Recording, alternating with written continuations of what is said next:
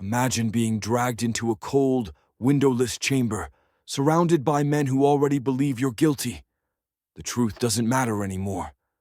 What matters is how long you can endure before your body gives in. Torture was never really about finding facts. It was about forcing confessions, no matter how false, through unbearable pain. The logic seemed simple on the surface. If you inflict enough pain on a person, eventually they'll give up their secrets. That belief, though deeply flawed, has guided rulers, inquisitors, and judges for centuries. The story of torture as a tool of confession is really a story of fear. Fear in the hearts of rulers, desperate to stamp out rebellion, fear in religious authorities trying to root out heresy, and fear in ordinary people who knew that once accused, it might be impossible to defend yourself against the crushing machinery of punishment. In the ancient world, torture was already linked to truth. The Romans, for example, openly admitted that they trusted the words of a slave only if he or she had been tortured. It sounds monstrous to us, but to them, pain was thought to strip away lies and leave only bare honesty. Courts relied on it. A slave might testify in a trial, but only after being stretched on a rack or burned with irons. Whether what they said was fact or fiction mattered less than the sense of certainty it gave to the judge. And so, torture wasn't just an instrument. It was part of the very definition of justice. Fast forward to medieval Europe, and the practice not only continued, but grew more elaborate. Devices designed not just to hurt, but to prolong agony-filled dungeons and courtrooms. The rack, with its ropes pulling a victim's limbs apart joint by joint. The strappado, where a person was hoisted by their arms, tied behind their back until shoulders tore from sockets. The iron boot, crushing the legs with wedges driven in until bones cracked. These weren't tools of punishment in the sense of carrying out a sentence. They were investigative. Their sole purpose was to break the body until the mouth yielded words. And here's where the dark irony lies. The confessions that came from torture were often worthless. People under unbearable pain would say anything. They would name neighbors, strangers, or even themselves as guilty of impossible crimes. During the witch trials of the 16th and 17th centuries, this became especially clear. Women accused of witchcraft, once stretched on the rack or pricked with needles, confessed to flying at night, consorting with demons and casting spells. Were those confessions true? Of course not. But in the eyes of the court, they carried weight because they had been wrung out through suffering. The Inquisition is perhaps the most infamous example. Across Spain, Italy, and other parts of Europe, church courts hunted for heresy. The accused might be given a chance to repent, but if denial persisted, torture was close at hand. The inquisitors believed that saving a soul from eternal damnation was worth the pain of the body. And so victims were bound, scorched, stretched, and suffocated, all in the name of extracting a confession that could prove their guilt, or at least make them appear contrite. One of the most disturbing parts of this history is how carefully torture was regulated. It wasn't always carried out in chaotic frenzy. Courts often had precise rules: how many times a victim could be tortured, what methods were permissible, and when it could be stopped. On paper, these rules looked like safeguards. In practice, they only gave legitimacy to cruelty. The victim was trapped in a cycle: deny guilt and face more torture, confess and face execution or branding, retract your confession later and be tortured again for lying. Take the case of the Knights Templar in the early 14th century. This powerful military order, once celebrated as defenders of Christendom, fell into disgrace when King Philip IV of France accused them of heresy and corruption.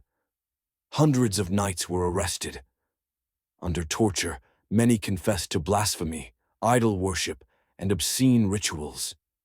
Those confessions, extracted through fire and rope, justified the king's seizure of their wealth and lands. Later, some knights recanted, declaring their confessions false and forced, but by then it was too late. The damage was done, and the order was destroyed. If we step back, we can see a pattern. Torture was rarely about uncovering some hidden truth. It was about producing a story that fit what authorities already wanted to hear. If the court needed heretics, torture would create them. If rulers needed scapegoats, pain would draw the names out. Torture was the theater that made power look justified.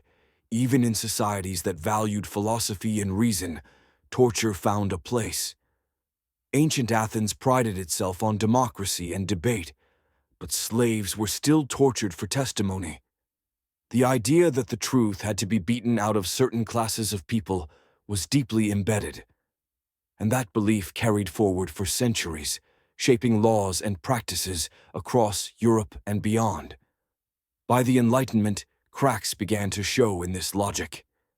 Thinkers like Cesare Beccaria, writing in the 18th century, argued that torture was not only cruel, but also useless. A person under unbearable pain will confess to anything. How could that possibly be called truth? Slowly, societies began to shift. Some countries banned judicial torture outright. Others quietly retired the devices. By the 19th century, torture as a sanctioned tool of justice had largely disappeared in Europe. But the shadow of its use lingered, and the uncomfortable truth is, it never entirely went away. In modern times, even as nations signed treaties banning torture, some governments and regimes found ways to justify it under new names. Enhanced interrogation, extreme questioning. The same logic returned. Pain, they argued, forces truth. Yet time and again, history shows the opposite. Torture produces words, yes, but not reliable ones. It produces broken bodies and terrified minds, but rarely genuine knowledge. What remains most haunting is the human side of these stories. Imagine being accused of a crime you didn't commit, dragged into a cold chamber, shown the rack or the iron boot, and told the only way to make it stop was to admit guilt. Many must have felt trapped in a nightmare with no escape. Some confessed quickly, others held out as long as they could, but almost all broke eventually. Their words, however false, became weapons used against them.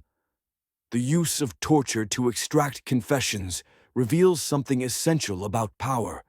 It thrives on appearances. A confession, no matter how unreliable, looked like proof. It justified trials, executions, and even entire campaigns of persecution. It turned neighbors into enemies and suspicion into evidence.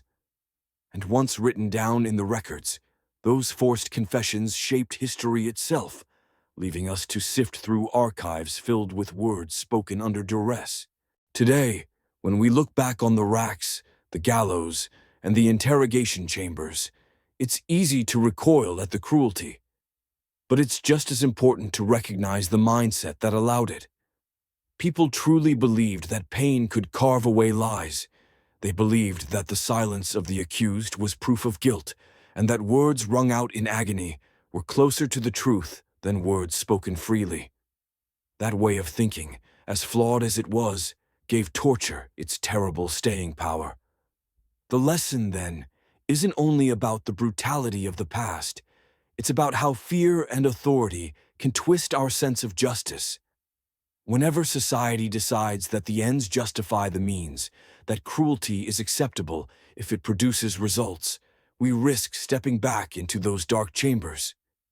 And history shows us where that path leads: broken bodies, false confessions, and justice that is no justice at all. As chilling as this history is, it also reminds us of the progress humanity has made. The courage of those who resisted, the thinkers who condemned torture, and the movements that abolished it. All of these are signs that cruelty does not have to be permanent.